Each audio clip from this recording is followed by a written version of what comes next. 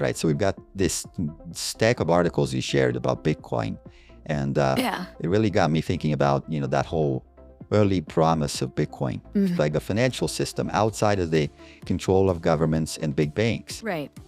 These articles, though, they highlight some real challenges to that vision. Yeah. Especially this idea of centralization, like it's kind of creeping in. Yeah. What are your initial thoughts on that? Well, it's interesting how this tension between the ideal and the reality always seems to play out. That initial vision of Bitcoin was really powerful. Yeah. But as more players enter the space, you get different perspectives on, how it should evolve.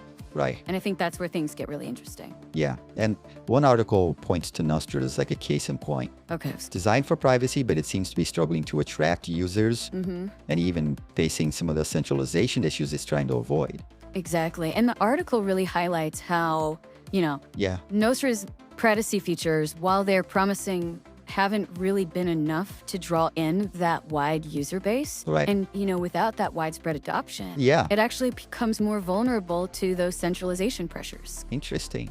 So it begs the question, can you achieve true decentralization Yeah. while still building a platform that's user-friendly Right. and, scalable enough for the masses? It's like this catch-22, right? Yeah. You need the users, but to get them, you might have to compromise on the decentralization. Exactly. And that leads to another debate that these articles highlight, which is this whole Bitcoin as a store of value versus medium of exchange idea. Right. It seems like focusing only on Bitcoin's scarcity and potential for like massive appreciation might actually be hurting its chances of becoming that everyday currency it was envisioned to be. Absolutely. It's a question of, how are we utilizing this technology?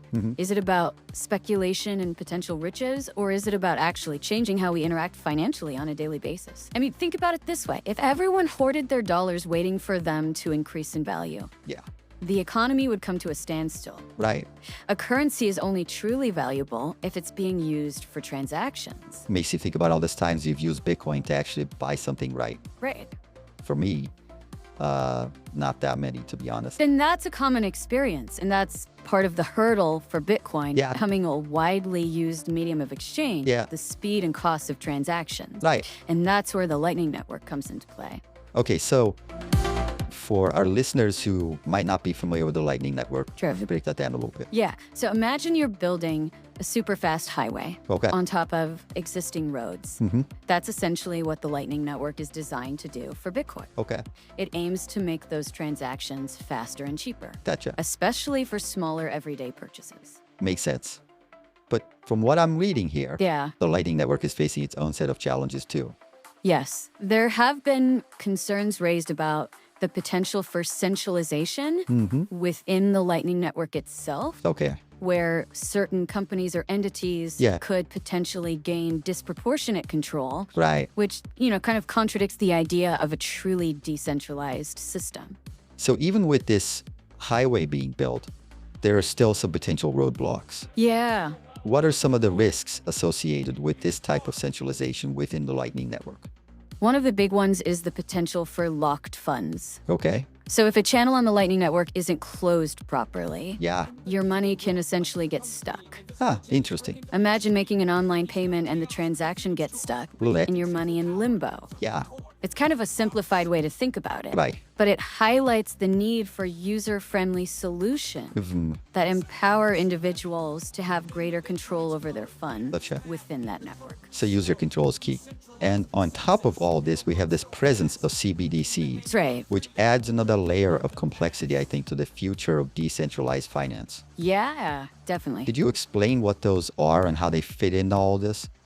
Yeah, so central bank digital currencies, or CBDCs, they're essentially digital versions of a country's fiat currency issued and controlled by the government. Right. And their emergence really raises important questions about how governments might approach this whole concept of a digital currency. Yeah. Will they embrace the decentralized ethos of something like Bitcoin? Right. Or will they use it as an opportunity to increase control and surveillance? That's a big question.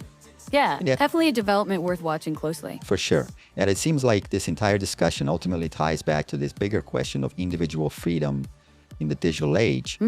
If Bitcoin, with its initial promise of decentralization, right, is struggling to overcome these challenges. Yeah. What does that say about the future of individual control in a world that's increasingly online? It's a good question. It really makes you wonder about that whole hyper-Bitcoinization thing, Yeah.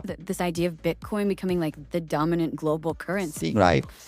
But these articles you've shared, Yeah. they really highlight the challenges it's facing. Yeah, one thing that really struck me was this idea that the narrative of Bitcoin as a store of value, while it might sound appealing to some investors, Right. could actually be holding it back from reaching that level of global adoption. It's interesting, right? Yeah. Because on the one hand, you have the scarcity Yeah. and the potential for appreciation. Right. Those are big draws for Bitcoin. Totally. But if everyone's just holding on to it, Yeah. waiting for its price to go through the roof, it never really fulfills its potential as a practical, everyday currency. Right. It's like anything else, I guess. Yeah, If people are just treating it as an investment, exactly. they're less likely to actually use it for its intended purpose.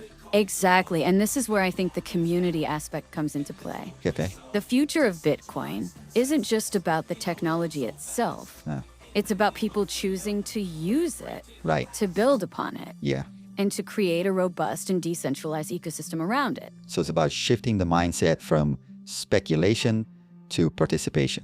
Absolutely, I like that. And education is a huge part of that. Okay. Because if people don't understand Bitcoin, Yeah. they're afraid of it or misinformed about it, Yeah. widespread adoption is going to be incredibly difficult. You mentioned fear, and I'm looking at these articles. Yeah. There's talk about government surveillance, corporate control of data, this whole CBDC situation. Right. It's easy to feel kind of powerless in the face of these larger forces. Yeah. So what can individuals actually do to support a more decentralized future? Right. Whether it's through Bitcoin or other means. Well, first of all, I think that feeling is understandable. But it's crucial to remember that we're not passive bystanders in this. Right. We have agency. Okay. The first step, I think, is to educate yourself. Okay. The more you understand these technologies, the better equipped you'll be to make informed choices. Yeah.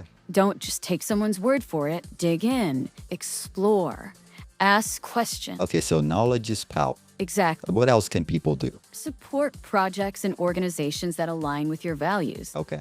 There are countless initiatives out there that are working to build a more decentralized internet, promote digital privacy, Right. and empower individuals. We've discussed some of them on this very show. Exactly. Right. It's about putting your money where your mouth is, so to speak. Exactly. And don't underestimate the power of simply talking about these issues. Okay. Have conversations with your friends, your family, your colleagues. The more awareness that we create, Yeah. more we can push back against centralization. Yep. And build a future where technology serves individuals, All like not just institutions. it sounds like there's a real emphasis on community action here.